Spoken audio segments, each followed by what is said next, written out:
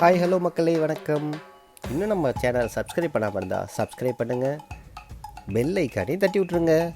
Doctor அம்பேத்கரோட முதல் 4 பாகங்கள் பிளேலிஸ்ட்டில் இருக்குது. பார்க்கலனா பார்த்துட்டு வாங்க. அடுத்த பாகத்துக்கு போகலாம். நாட்டின் சிறந்த இதிகாசங்களான ராமாயணத்தையும் மகாபாரத்தையும் பீமின் தந்தை படித்தார். தன் பிள்ளைகளுக்கும் படித்து காட்டினார். பக்தி நெறியில ஈடுபாட்டை உண்டாக்குவதிலும் செயல் வேகத்தை தருவதிலும் ஈடு இணையற்ற இதிகாசங்களாக இவை இரண்டும் இருந்து வருகின்றன. ஒவ்வொரு தலைமுறையிலும் தோன்றுகின்ற தலைவர்களின் வாழ்க்கையை நெறிப்படுத்துதலிலும் உருவாக்குதலிலும் ராமாயணத்துக்கும் மகாபாரதத்துக்கும் பெரும் பங்கு உண்டு. மராட்டிய சமண ஆச்சாரியரான மோரோபந்த் முத்தேஸ்வர் மற்றும் துக்காராம் ஆகியோரின் பக்தி பாடல்களையும் ராம்ஜி சக்பால் பாடுவார். இப்பாடல்களில் இருந்து அவர்களுடைய பிள்ளைகள் பல பலன்களை பெற்றனர்.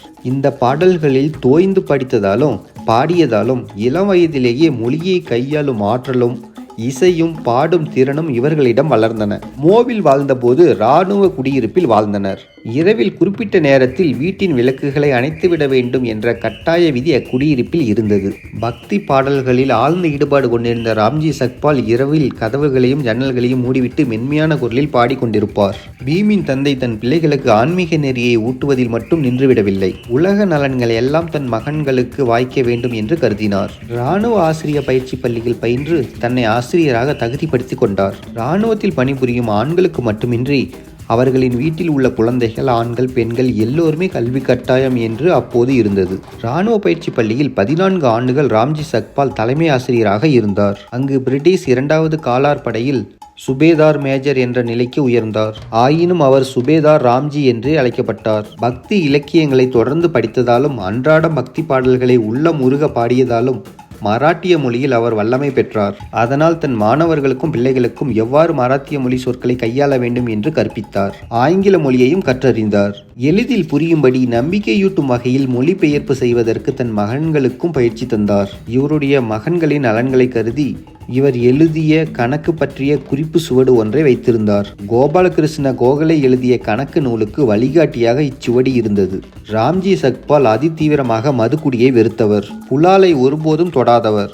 இவை இவர்களுடைய தனி சிறப்புகள். விளையாட்டில் ஆர்வமுடையவர். இவருடைய இளமை பருவத்தில் கிரிக்கெட், கால்பந்து விளையாடினார். எப்போதும் கலகலப்பாகவும் துணிச்சலுடனும் இருப்பது இவர் இயல்பு. மதம், சமத்துவம் போன்றவற்றை பற்றி விவாதம் செய்வதில் இவருக்கு மிகுந்த விருப்பம். மகாத்மா புலேவின் நண்பராகவும் அவருடைய நெறியை போற்றுபவராகவும் விளங்கினார். கடும் உழைப்பாளியான இவருடைய சமூகத்தை பாதிக்கக்கூடிய பிரச்சனைகளில் அதிக ஆர்வம் காட்டிக் கொண்டிருந்தார். 1892 இந்திய அரசு இந்திய இராணுவத்தில் இனி மகார்களை சேர்க்கக்கூடாது என்ற ஆணையை பிறப்பித்தது.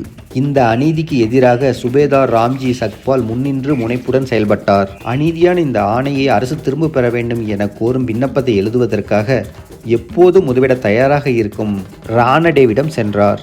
சில ஆண்டுகள் கழித்து இந்த விண்ணப்பத்தின் நகல் தன் தந்தை வைத்திருந்த காகித கட்டுகளில் இருப்பதை பீம் கண்டறிந்தார். வளர்ச்சி திட்டத்தின் கீழ் கட்டப்பட்டுள்ள கட்டடங்களில் தீண்டப்படாதவர்களுக்கும் இடம் தர வேண்டும் என்று கோரி பம்பாய் மாகாண கவர்னரிடம் ராம்ஜி சக்பால் தன் தளராத வயதிலும் பேட்டி கண்டு வலியுறுத்தினார். இத்தகைய நல்ல குடும்பம் என்ற மரத்தில் இனிய கனிகள் தோன்றுவது இயல்புதான். தன் தந்தையிடமிருந்து துன்பம் பாராமல் செயல்படும் திறன், எடுத்த செயலை முடிக்கும் முரண், சமூகத்தின் நலன் பற்றிய ஆழ்ந்த ஈடுபாடு ஆகிய இயல்புகளை பீம் பெற்றிருப்பது வியப்புக்குரியதன்று.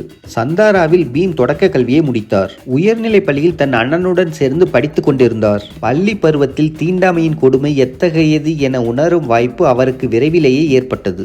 கோடையில் ஒரு நாள் இருவரும், இவருடைய அண்ணனும் அக்கால் மகனும், கார்கானில் காசாளராக பணியாற்றி கொண்டிருந்த தந்தையிடம் செல்ல புறப்பட்டனர். படாலி தொடர்வண்டி நிலையத்தில் இறங்கி அங்கிருந்து மசூர் வரை பயணம் செய்தனர்.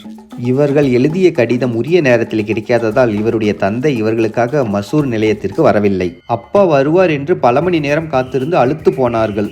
மசூர் நிலைய அதிகாரி ஒரு சாதி இந்து. இவரிடம் கெஞ்சி கேட்டுக்கொண்டு ஒரு மாட்டு வண்டியை ஏற்பாடு செய்து கார்கானுக்கு புறப்பட்டனர். வண்டி சிறிது தொலைவு சென்றதும் நல்ல உடைகளை உடுத்தி கொண்டு வண்டியில் அமர்ந்துள்ள இச்சிறுவர்கள் தீண்டப்படாதவர்கள் என்பதை வண்டிக்காரன் அறிந்து பதறினான். சாதி இந்துவான வண்டிக்காரன் தீண்டப்படாத இந்த பையன்கள் வண்டியில் ஏறியதால் வண்டி தீட்டாகிவிட்டதே, மாடுகளின் புனித தனிமையும் பாலாகிவிட்டதே என்று சினந்தான். குப்பை தொட்டியில் தூக்கி எறிவது போல் வண்டியை குடை கவிழ்த்து இச்சிறுவர்களை கீழே உருட்டிவிட்டான். இந்த நிலையில் 2 மடங்கும் வாடகை தருவதாக கூறி வண்டிக்காரனை சமாதானப்படுத்தினர். பீமின் அண்ணன் வண்டியை ஓட்டிட பீமின் அக்கால் மகனும் வண்டியில் அமர்ந்திருக்க வண்டிக்காரன் பின்னால் நடந்து வர இவர்கள் பயணம் தொடர்ந்தது. மாலையிலிருந்து இரவு வரை இப்பயணம் தொடர்ந்தது. நீர் வேட்கையால் நாட்கில் இருந்த ஈரமும் உலர்ந்து விட்டது. வழியில் எங்குமே இவர்களுக்கு தண்ணீர் குடிக்க கிடைக்கவில்லை. வழியில் தண்ணீர் குடிக்க கேட்டபோதெல்லாம் போ போ என்று விரட்டினர் அல்லது அழுக்கான நீர் கிடைக்கும் இடத்தை காட்டினர். பீமின் பிஞ்சி மனதில் முதலில் ஏற்பட்ட நெஞ்சை பிளக்கும் கடுமையான அதிர்ச்சி இது. தான் தீண்டப்படாத குடும்பத்தைச் சேர்ந்தவன் என்பதையும் அழகியவற்றை உண்ணவும் அழுக்கானவற்றை குடிக்கவும் வேண்டிய இழிவு நிலை தனக்கு இருப்பதையும் அன்றுதான் பீம் அறிந்தார். இது நடந்த சில நாட்களில் இந்த அறிதல் மேலும் உறுதிப்பட்டது. கடுமையான நீர் வேட்கைக்கு ஆளான பீம் ஒரு நாள் பொது குடிநீர் நிலையில் எவருக்கும் தெரியாமல் நீர் அருந்தினார். இவர் தண்ணீர் குடித்ததை கண்டுபிடித்து விட்டனர். அதற்காக இவரை நயப்புடைந்தனர். வளரும் பருவத்து நெஞ்சில் மற்றொரு அதிரடி விழுந்தது. ஒரு நாவிதர் இவருக்கு முடித்திருத்த மறுத்துவிட்டார். நாவிதர் தன் கத்தியை இவருடைய மயிரை தொட்டால் தீட்டாகிவிடும் என்று கருதினார். இதைவிட எரும மாட்டுக்கு மயிர் மலிப்பது மேலானது, புனிதமானது என்று நாவிதர் கருதினார். இந்த நாவிதரும் பீமை போல ஒரு இந்துவே, ஒரு இந்தியரே. இதை எண்ணிய பீமின் மனம் நொந்தது. பீமின் சகோதரிகள் பீமுக்கு முடித்திருத்தினர். அடுத்த எபிசோட் நாளைக்கு பார்ப்போம். Thank you for watching. For more videos, please subscribe.